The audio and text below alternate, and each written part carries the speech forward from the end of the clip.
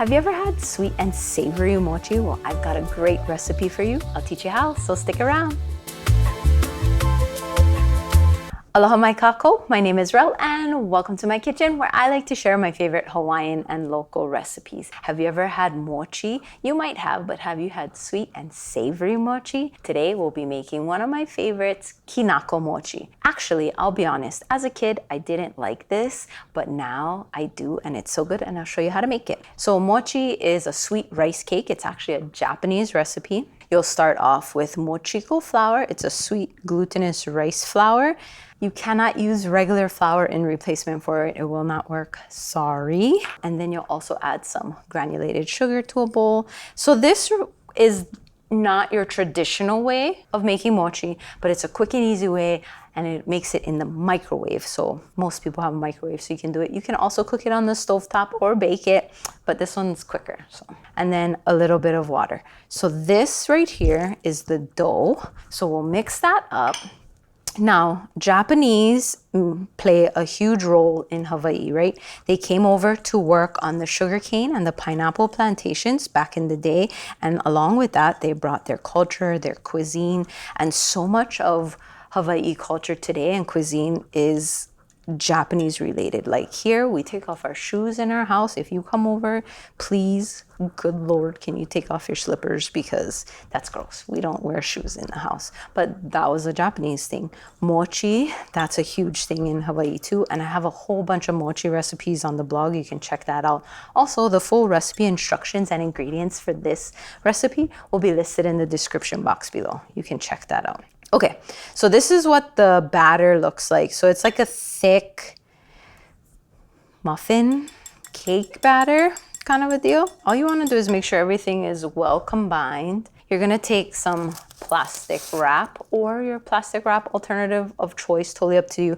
And basically what you're going to do is cover it. And this mimics the steaming. So traditional mochi is sweet rice that's steamed and then pounded. But not everybody has the tools for that. So this is a trick. Not traditional at all, but a good way to do it. So we're gonna put this in the microwave for a minute. I'll bring it out and show you what it looks like.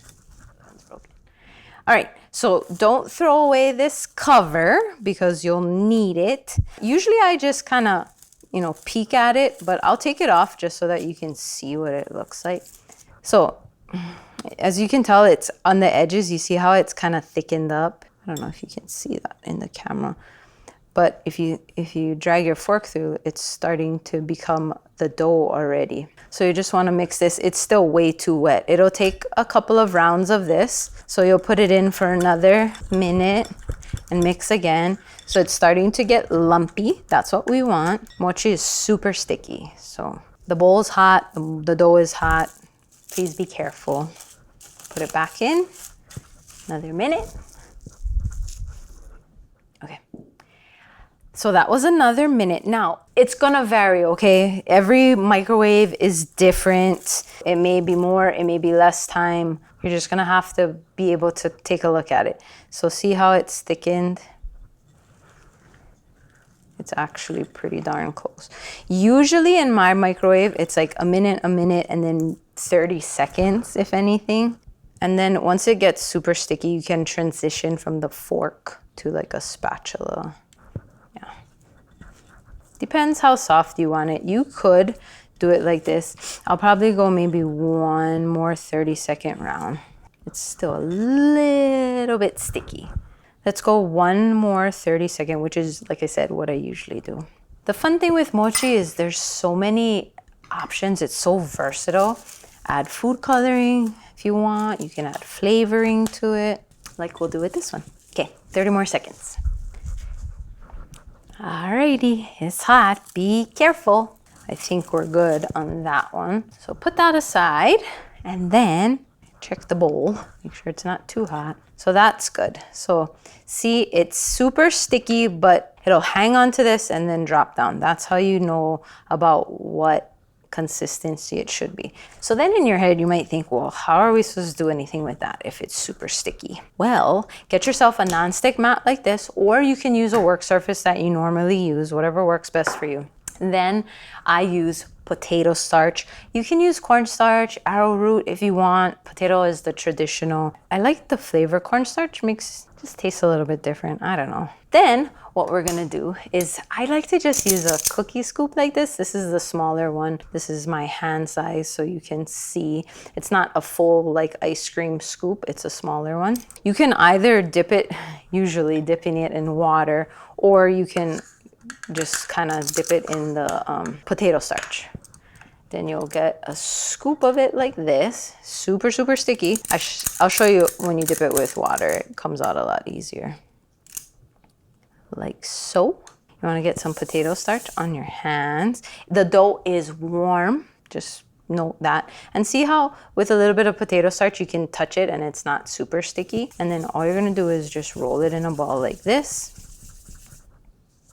And you can kind of like fold and tuck the bottom, and that can give you like a smooth surface on top. It'll get sticky once the dough gets warm and put in. So like that. It's warm, so be careful. If it's too warm for you to handle, just hold off until it cools down. Don't wait until it's completely cool, because then you're gonna have a hard time getting it to stick together.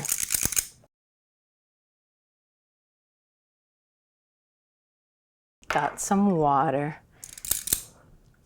So you'll just dip it in water like that, and then get yourself some mochi and see how easy it comes out with water. It's like not much of an effort, but it will make it a little bit more sticky, which is fine. You just have to make sure you got enough. See, look, you barely touch it and it sticks to your hand. You got enough potato starch so it doesn't stick all over. I kind of just tuck it in. I just like the smooth surface, that's why. So you can kind of pinch it together, roll it, and do this. Okay, we'll finish that up. I'll show you how to make Kinako Mochi out of it, and then I'll show you a little twist to give us a different texture. So I'll be right back. All right, to make it Kinako, so I rolled them all. Now, if you notice, after you roll them, it almost has a little, like on the bottom, it's still kind of tacky, but on the top, it almost has, not a film, but it's dry, I guess. So I'll show you what we'll do about that.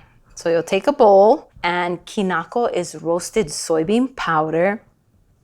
It's almost like a savory flavor.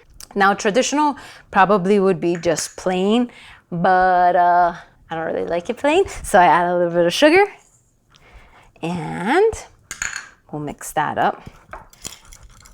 If you were to put the mochi straight in like this, it would probably stick to the bottom because the bottom's still a little tacky from the heat there. So what you can do is get just a tad bit of water. So kind of just dunk the back of the spoon and kind of just rub it on the top of the mochi like that. And then it's, you know, it's a little tacky. And then you can go ahead and dunk it in the Kinako.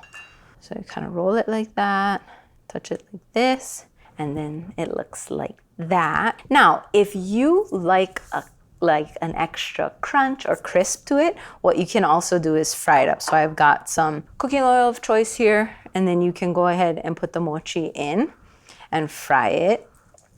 Traditional, like you could get like kiri mochi, which is like the hard mochi that they already sell not vacuum, but like sealed in the store.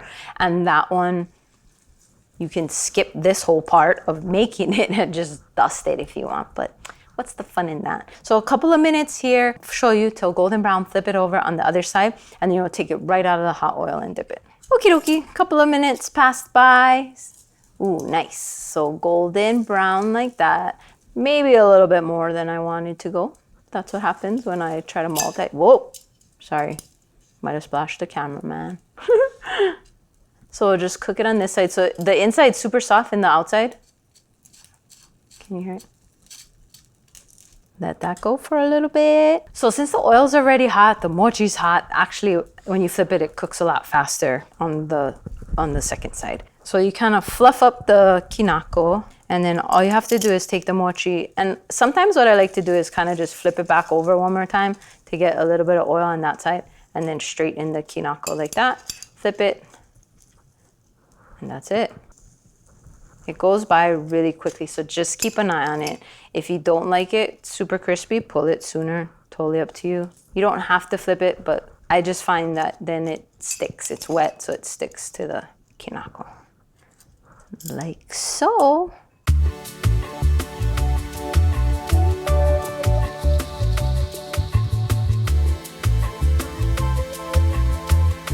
And that's how you make Kinako Mochi. If you love mochi recipes and you want to see more, then check out this video here. And until next time, ahui ho!